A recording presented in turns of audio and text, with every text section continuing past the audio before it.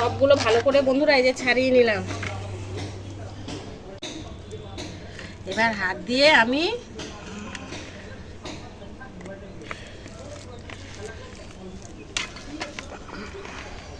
এখানে নুন দেব, শুকনো লঙ্কাগুলো সব এর মধ্যে এখন আমি আগে শুকনো লঙ্কাগুলো দিয়ে নেব। শুকনো লঙ্কাগুলো পুড়িয়ে নিয়েছি। এবার এর মধ্যে লঙ্কাগুলো ভালো করে